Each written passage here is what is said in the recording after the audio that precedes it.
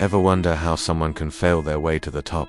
Let me tell you about a man whose career, before 1940, was basically a highlight reel of spectacular disasters. His name was Winston Churchill. During World War I, Churchill was the mastermind behind the Gallipoli campaign. This wasn't just a small mistake. It was a military invasion that failed so miserably it cost him his job and nearly obliterated his reputation. He was personally blamed for the deaths of thousands of soldiers. The public and his colleagues saw him as a reckless, impulsive warmonger. If his career were a stock, it would have been in a freefall.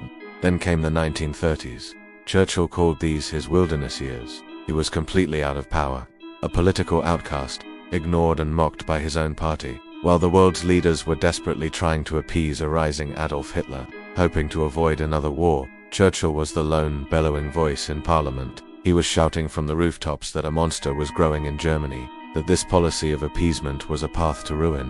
But nobody listened. They saw him as an old, out-of-touch relic who was obsessed with war. They dismissed him. They called him a has-been. His warnings were seen as the ramblings of a bitter man who couldn't accept that his time was over.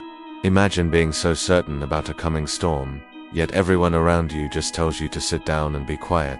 That was Churchill's reality for a decade. He was a prophet without honor in his own country. And then, the storm he predicted finally broke. In May 1940, the war he warned about was raging. Nazi Germany was sweeping across Europe. The British government, which had championed appeasement, collapsed under the weight of its own failure. A new leader was needed. But here's the twist. Even then, the British elite didn't want Churchill. Their first choice was a man named Lord Halifax. He was seen as the safe option, a calm and respectable diplomat. The establishment believed he was the man to handle the situation, perhaps even negotiate a peace treaty with Hitler. But in a pivotal moment of history, Halifax refused the job. He knew he wasn't the wartime leader the country needed. So, almost by default, the job fell to the 65-year-old outcast, the man everyone had written off. Winston Churchill finally became Prime Minister. What most people don't realize is just how incredibly close Britain came to surrendering in that very month. The situation was beyond grim. The British army was trapped on the beaches of Dunkirk, on the verge of annihilation. France was collapsing. Victory for Hitler seemed inevitable. Within Churchill's own war cabinet, the pressure was immense. His closest colleagues, including Lord Halifax, were urging him to open negotiations with Hitler through Mussolini. They argued it was the only logical, sensible thing to do. To save Britain from destruction, they had to seek terms. They were ready to discuss peace. Think about that for a second. The new Prime Minister, in his first few weeks in office, was being pushed by his own team to surrender. This was Britain's darkest hour, the moment the country could have bent the knee, but Churchill refused.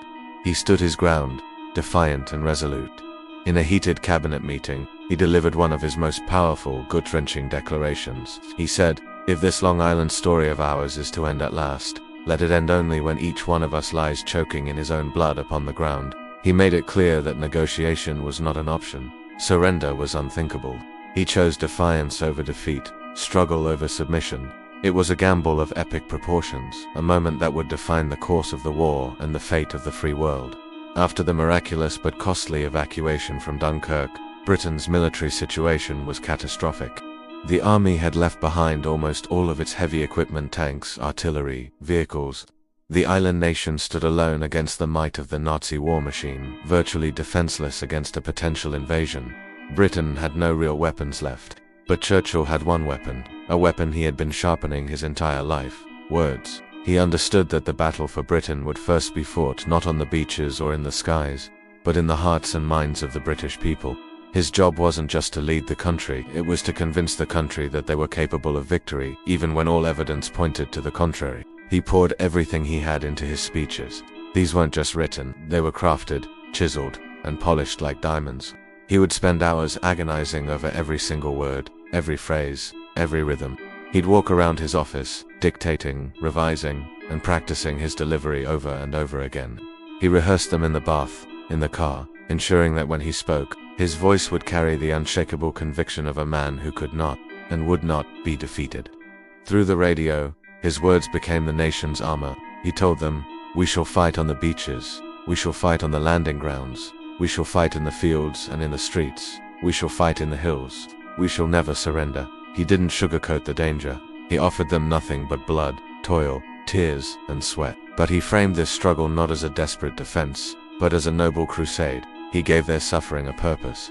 He didn't just inspire them, he transformed their fear into defiance, their despair into resolve. Churchill essentially convinced the entire country that they had already won, simply by refusing to lose. He used language to build a fortress of the mind, a collective belief in victory that was more powerful than any tank or bomber. He taught a nation on its knees how to stand up and fight back, armed with little more than courage and the power of the spoken word.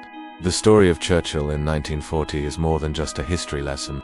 It's a powerful reminder that our greatest defeats can be the very foundation of our greatest victories. It shows that leadership isn't about being popular or always being right. It's about having the courage to stand alone for what you believe in, especially when it's hardest. And it proves that in our darkest hours, sometimes the most powerful weapon we have is the conviction in our own voice. Thank you so much for watching. If you found this story as inspiring as I do, please hit that like button and subscribe for more deep dives into the figures who shaped our world. See you in the next one.